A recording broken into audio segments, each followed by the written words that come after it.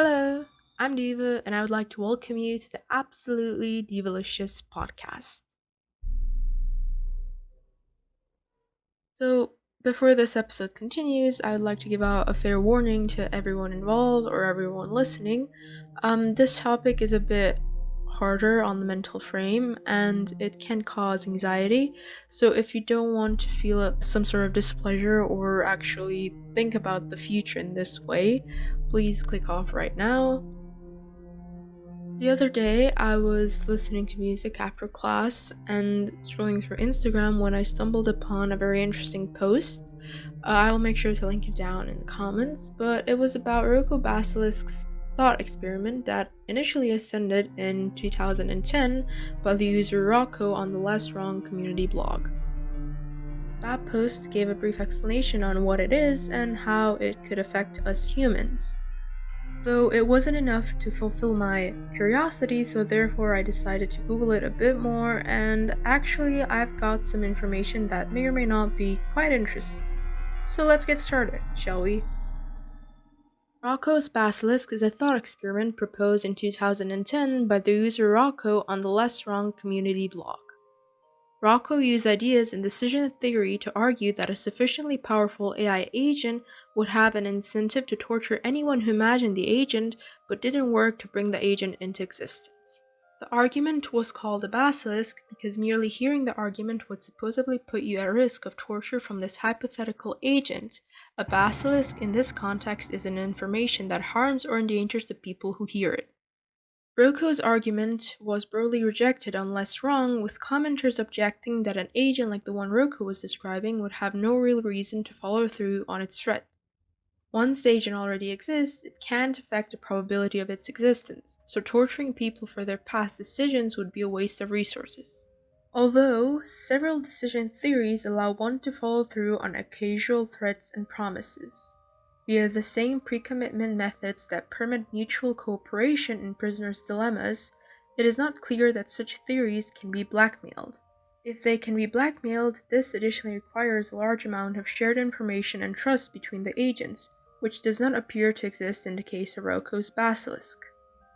Less Wrong's founder, Eliezer Yudkowsky, I'm so sorry if I pronounced that name wrong, I do not know how to pronounce it, banned discussion of ROKO'S Basilisk on the blog for several years as part of a general site policy against spreading potential information hazards. This had the opposite of its intended effect. A number of outside websites began sharing information about ROKO'S Basilisk, as the ban attracted attention to this taboo topic. Websites like Rational Wiki spread the assumption that ROKO'S Basilisk had been banned because Less Wrong users accepted the argument. Thus, many criticisms of Less Wrong cite ROKO'S Basilisk as evidence that the site's users have unconventional and wrong-headed beliefs. Now, let's talk a bit more about the background. ROKO'S argument ties together two hotly debated academic topics: Newcomb-like problems in decision theory and normative uncertainty in moral philosophy. One example of a Newcomb-like problem is a prisoner's dilemma. This is a two-player game in which each player has two options: cooperate or defect.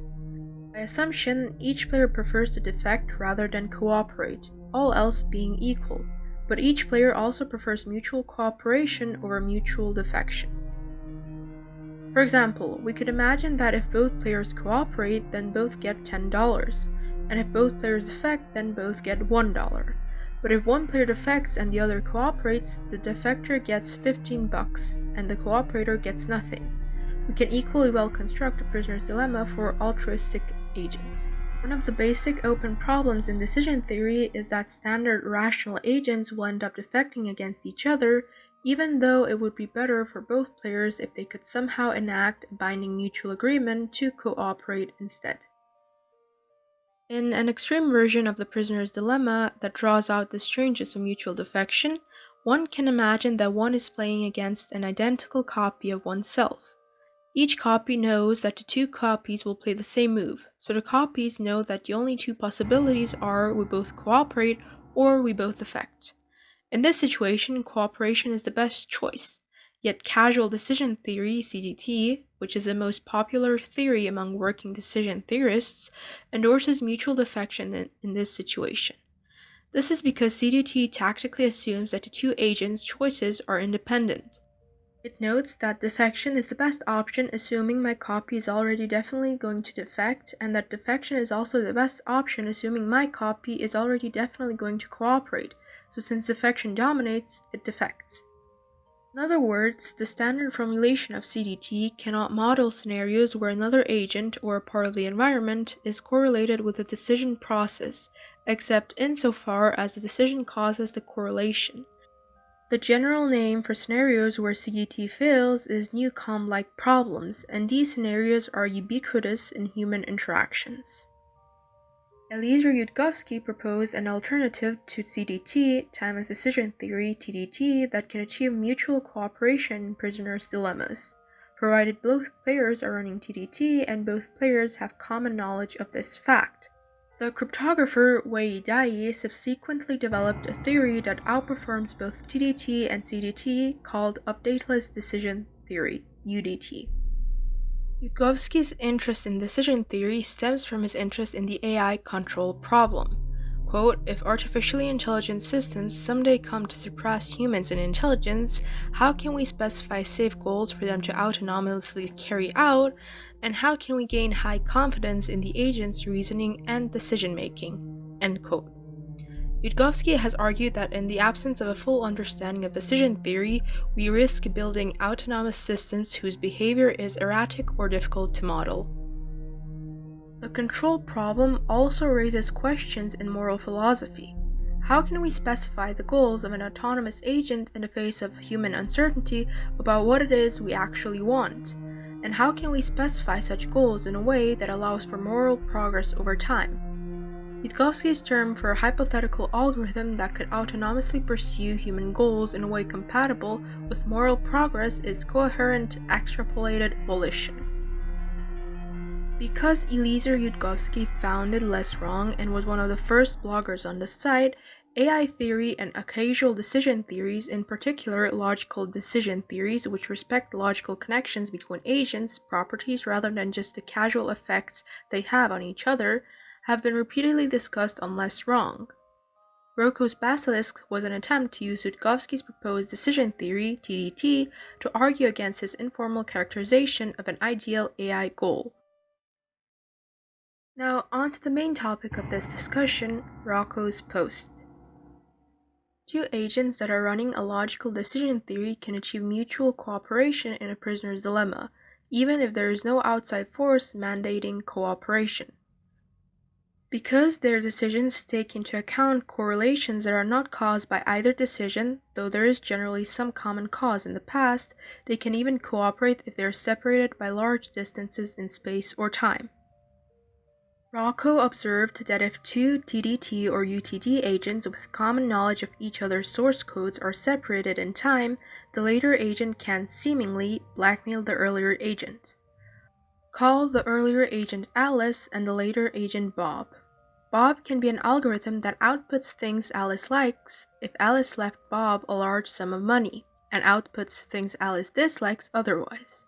And since Alice knows Bob's source code exactly, she knows this fact about Bob, even though Bob hasn't been born yet. So Alice's knowledge of Bob's source code makes Bob's future threat effective, even though Bob doesn't yet exist. If Alice is certain that Bob will someday exist, then mere knowledge of what Bob would do if he could get away with it seems to force Alice to comply with his hypothetical demands. If Bob ran CDT, then he would be unable to blackmail Alice. A CDT agent would assume that its decision is independent of Alice's and would not waste resources on rewarding or punishing a once-off decision that has already happened. And we are assuming that Alice could spot this fact by reading CDT Bob's source code. A TDT or UDT agent, on the other hand, can recognize that Alice in fact has a copy of Bob's source code in her head, insofar as she is accurately modeling Bob, and that Alice's decision and Bob's decision are therefore correlated, the same as if two copies of the same source code were in a prisoner's dilemma. Rocco raised this point in the context of debates about the possible behaviors and motivations of advanced AI systems. In a July 2010 Less Wrong post, Rocco wrote, quote, "In this vein, there's the ominous possibility that if a positive singularity does occur, the resultant singleton may have pre-committed to punish all potential donors who knew about existential risks, but who didn't give 100% of their disposable incomes to X risk motivation. This would act as an incentive to get people to donate more to reducing existential risk and thereby increase the chance of a positive singularity. This seems to be what CEV, coherent extrapolated evolution of humanity, might do if it were a causal decision maker." End quote. Singularity here refers to an intelligence explosion, and singleton refers to a superintelligent AI system. Since a highly moral AI agent, one whose actions are consistent with our coherently extrapolated evolution, would want to be created as soon as possible, Rocco argued that such an AI would use a casual blackmail to give humans stronger incentives to create it. Rocco made the claim that the hypothetical AI agent would particularly target people who had thought about this argument because they would have a better chance of mentally simulating the AI's source code.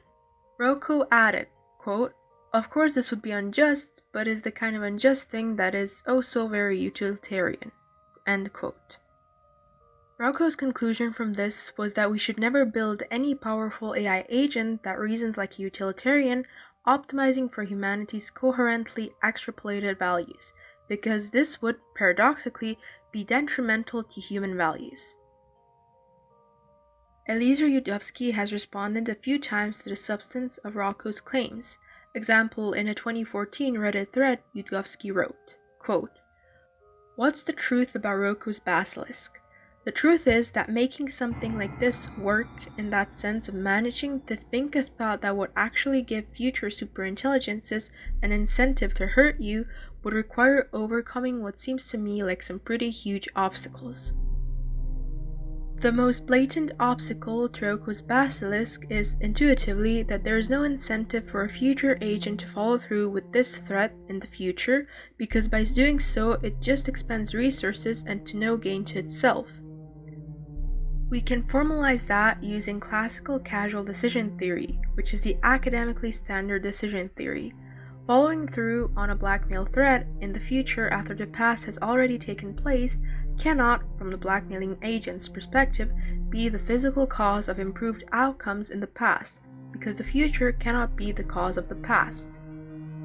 But classical causal decision theory isn't the only decision theory that has ever been invented, and if you were to read up on the academic literature, you would find a lot of challenges to dissertation. Example, two rational agents always affect against each other in the one-shot prisoner's dilemma. One of those challenges was a theory of my own invention, which is why this whole fiasco took place on lesswrong.com in the first place. I feel like the speaker of that ancient quote, "All my father ever wanted to was make a toaster. You could really set the darkness on, and you perverted his work into these horrible machines." But there have actually been a lot of challenges like that in the literature, not just mine, as anyone actually investigating would have discovered. Lots of people are uncomfortable with the notion that rational agents always affect in the one-shot prisoner's dilemma. And if you formalize blackmail, including this case of blackmail, the same way, then most challenges to mutual affection in the prisoner's dilemma are also implicitly challenges to the first obvious reason why ROKO'S basilisk would never work. But there are also other obstacles. The decision theory I proposed back in the day says that you have to know certain things about the other agent in order to achieve mutual cooperation in the prisoner's dilemma. And that's with both parties trying to set up a situation which leads to mutual cooperation instead of mutual defection. As I presently understand the situation, there is literally nobody on Earth, including me, who has the knowledge needed to set themselves up to be blackmailed, if they were deliberately trying to make that happen. Any potential blackmailing AI would much prefer to have you believe that it is blackmailing you without actually expending resources on following through with the blackmail, insofar as they think they can exert any control on you at all via an exotic decision theory. Just like in the one-shot prisoner's dilemma, the ideal outcome is for the other player to believe you are modeling them and will cooperate if and only if they cooperate, and so they cooperate, but then actually you just defect anyway. For the other player to be confident this will not happen in the prisoner's dilemma, for them to expect you to not sneakily defect anyway, they must have some very strong knowledge about you. In the case of ROKO'S Basilisk, defection corresponds to not actually torturing anyone, not expending resources on that, and just letting them believe that you will blackmail them. Two AI agents with sufficiently strong knowledge of each other and heavily motivated to achieve mutual cooperation on the prisoner's dilemma might be able to overcome this obstacle and cooperate with confidence. But why would you put in that degree of effort, if you even could, which I don't think you as a human can, in order to give a blackmailing agent an incentive to actually carry through on its threats? I have written the above with some reluctance because even if I don't yet see a way to repair this obstacle myself, somebody else might see how to repair it now that I've said what it is, which is not a good general procedure for handling info hazards. People with expert knowledge on them should, obviously as a matter of professional ethics, just never discuss them at all, including describing why a particular proposal doesn't work, just in case there's some unforeseen clever way to repair the proposal. There are other obstacles here which I'm not discussing, just in case the logic I described above has a flaw. Nonetheless, so far as I know, ROKO'S Basilisk does not work. Nobody has actually been bitten by it, and everything I've done was in the service of what I thought was the obvious good general procedure for handling potential info hazards." End quote. Other users on Less Wrong generally rejected ROKO'S argument at the time, and skepticism about his supposedly basilisk appeared to have only increased with time. Subsequent discussion of ROKO'S Basilisk has focused on Less Wrong moderator responses to ROKO'S posts, rather than on the specific merits or dismerits of his argument. Shortly after Rocco made his blog post, Yudkowsky left an angry comment on the discussion thread. I'm not going to read the comment, but if you want to do it by yourself, I'm going to make sure to link it down in the comments or in the description, so be my guest. Friendly AI is a hypothetically superintelligent AI agent that can be trusted to autonomously promote desirable ends. Yudkowsky rejected the idea that ROKO'S Basilisk could be called friendly or utilitarian, since torture and threats of blackmail are themselves contrary to common human values. Separately, Yudkowsky doubted that humans possessed enough information about any hypothetically unfriendly AI system to enter Alice's position even if we tried. Yudkowsky additionally argued that a well-designed version of Alice would pre-commit to resisting blackmailing from Bob while still accepting positive some casual traits, example, ordinary contracts. Yudkowsky proceeded to delete ROKO'S post and the ensuing discussion while banning further discussion of the topic on the blog. A few months later, an anonymous editor added a discussion of ROKO'S Basilisk to an article covering Less Wrong. The editor inferred from Yudkowsky's comment that people on Less Wrong accepted ROKO'S argument. There is apparently an idea so horrible, so utterly Cthulhian in the nature that it needs to be censored for our sanity. Simply knowing about it makes it more likely of becoming true in the real world. Eliezer Yudkowsky and the other great rationalists keep us safe by deleting any post with this one evil idea. Yes, they really do believe that. Occasionally, a poster will complain, off topic, about the idea being deleted. End quote. Over time, Rational Wiki's ROKO'S Basilisk discussion expanded into its own article. Editors had difficulty interpreting ROKO'S reasoning, thinking that ROKO'S argument was intended to promote Yudkowsky's AI program rather than to criticize it. Since discussing of the topic was still banned on Less Wrong, the main source for information about the incident continued to be the coverage of Rational Wiki for several years. As a further consequence of the ban, no explanations were given about the details of ROKO'S argument or the views of Less Wrong users. This generated a number of criticisms of Less Wrong's forum moderation policies. Interest in the topic increased over subsequent years. Other sources have repeated to claim that Less Wrong users think ROKO'S Basilisk is a serious concern. However, none of these sources have yet cited supporting evidence on this point, aside from Less Wrong moderation activity itself. The ban, of course, didn't make it easy to collect good information. Less Wrong user Gwern, I'm so sorry for the name pronunciation, reports that only a few users seem to take the basilisk very seriously, adding that it's funny how everyone seems to know all about who is affected by the basilisk and how exactly, when they don't know any such people, that they're talking to counterexample to their confident claims. Well, that will be all for today's episode and part 1 of Roko's basilisk theory. What are your thoughts on the whole situation, and do you believe in Roko's basilisk theory? Till the next episode, stay safe. Goodbye!